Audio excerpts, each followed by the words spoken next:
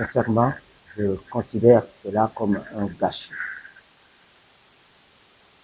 Je suis animé d'un sentiment de grande tristesse et de colère. Colère dans la mesure où je me pose la question. Pourquoi que réellement les gens qui nous gouvernent sont à leur place? Pourquoi a-t-on laissé mourir autant de monde chez nous?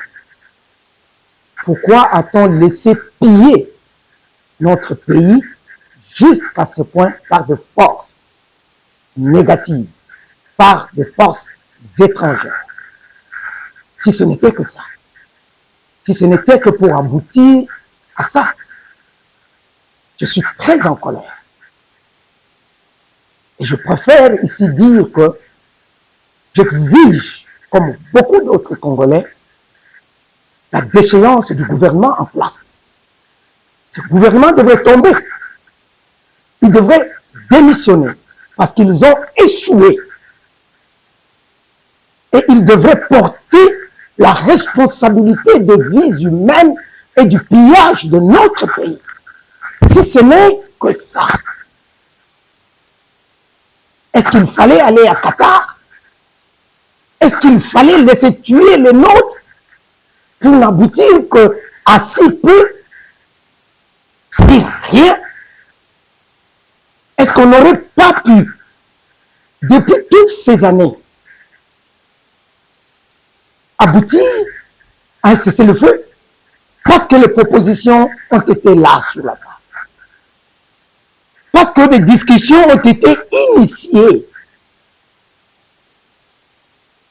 Je suis comme nombreux les Congolais très en colère. Et je pense que le gouvernement devrait se raviser dans sa démarche. Parce qu'à la fin, on ne rentre qu'à la case de départ. Et quand vous aurez signé un cessez-le-feu, qui n'est pas encore signé, parce que le cessez-le-feu, ou plutôt la cessation des hostilités, n'est que ça que nous voulons, que nous demandons depuis toujours. L'M23 était encore dans les montagnes lorsque nous l'avons demandé. On a été trop zélés, plutôt irresponsables. Et les nôtres sont morts. Et notre territoire national a été bradé, sacrifié pour aboutir à ça. Rien que ça. Nos pères de confession religieuse, on leur demande aujourd'hui de soutenir quoi? Et nous, le peuple congolais. Parce que tout ceci, nous l'avons demandé depuis toujours. Et on nous a traités de tous les noms. On est en colère. Ça, c'est trop peu par rapport à ce que nous avons perdu. Il faudrait que le chef de l'État restructure ses services. Parce qu'ils l'ont induit en erreur et on a trop perdu. Énormément trop. On va aboutir à un dialogue. Ce sera certainement votre prochaine question. Le dialogue entre qui et qui? Pour quelle finalité? N'est-ce pas ce que nous avons demandé, supplié, poussé à ce qu'on y arrive? Aujourd'hui, ce sera entre qui et qui, pour quelle finalité? Parce que la crise en RDC ne se résume pas en des négociations avec Nanga Bisimwa et Tshisekedi. La crise en RDC est plus globale et exige la participation, l'implication de tous, au-delà de Nanga et Bisimwa. Et ce n'est que ça qu'on a demandé depuis. Ce n'est que pour ça que le père de confession religieuse de la CENCO et de l'SCC, même si on ne veut pas l'accepter, c'est pour ça qu'ils ont amorcé la démarche périlleuse. On les a insultés, on les a vilipendés. Nous avons été traités de tous les noms. Pour aboutir à quoi? à si peu, on est très fâché. Mais on ne vous a rien dit. Cet engagement est consécutif à quoi? Ils ont exigé quoi?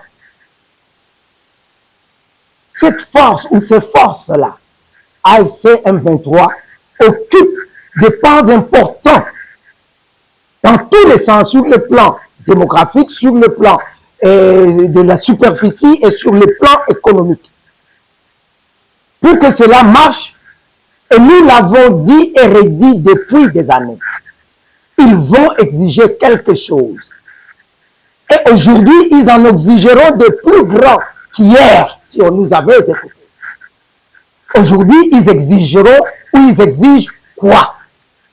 Nous, peuple congolais, sommes-nous prêts à céder? Et à céder à qui? Et quoi? Sincérité. Il n'y a pas de question de sincérité. C'est du business. C'est de la COP. Et la COP. Maintenant, eux, ils vont demander quelque chose. Ils vont demander quoi? Il n'y a pas de question de sincérité. C'est du marchandage. Je vends, tu achètes. À quel prix? On en est là. N'allez pas chercher ailleurs. Nom de Dieu. Il faut qu'on vous parle en quelle langue? Que va-t-on donner? À l'AFC, au M23 et à celui ou ceux qui le soutiennent. Parce qu'ils ne sont pas venus par hasard. Ils sont venus pour une raison. Et si ceux-ci acceptent d'arrêter, c'est-à-dire que quelque part, quelqu'un d'autre va devoir gagner quelque chose. Quoi? D'abord, quelle a été sa demande?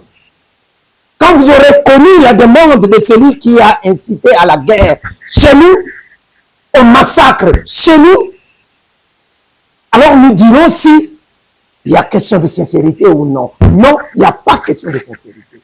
Il y a question de COP, de marchandage. On donne quoi en échange de quoi? Et là où on est en position de faiblesse inouïe. Parce qu'on a cédé. Et on a cédé de la mauvaise manière qui soit. La meilleure aurait été celle que le père de la 5e de l'exception proposait. Ça sortirait toute la nation grandie. Les institutions préservées. Et surtout l'institution principale, la présidence de la, ou plutôt le président de la République. Parce qu'il serait au-dessus de tout. Nos pères prendraient la chose en main, ils mettraient les uns les autres ensemble en discussion, puisqu'ils étaient partants, tous. Pourquoi rejeter ça? Pour si peu, voyons ce que ça sera dans la suite. Ça, ce n'est pas une question qui doit m'être adressée. Moi, je dis ici, et nous avons toujours dit, Alerte RDC, je crois, était parmi, si pas le premier. Il y a plus de 2 ans à dire qu'on arrête un processus macabre qui était en cours. C'est celui qui a abouti à ce que vous avez appelé élection en décembre 2023. Qu'on arrête ce processus inutile et budgétivore. Qu'on aille à des discussions en interne. Et ces discussions, il y a eu le plan de contingence pour éviter le chaos à la RDC proposé par Alerte RDC. Tout y est, tout ce que vous vivez là, c'est la mise en œuvre, mais désordonnée, du plan de contingence d'Alerte RDC. Allez le relire. Décortiquez-le. Vous dites qu'ils ne sont pas sortis de ça. Mais pourquoi vous ne prenez pas carrément ce qui vous est donné en face? Pourquoi vous allez chercher ailleurs ce que vous avez entre vos mains? Parce que c'est un Qatari? Parce qu'il faut prendre des avions de Qatar Airways, dormir dans des grands hôtels? C'est ça?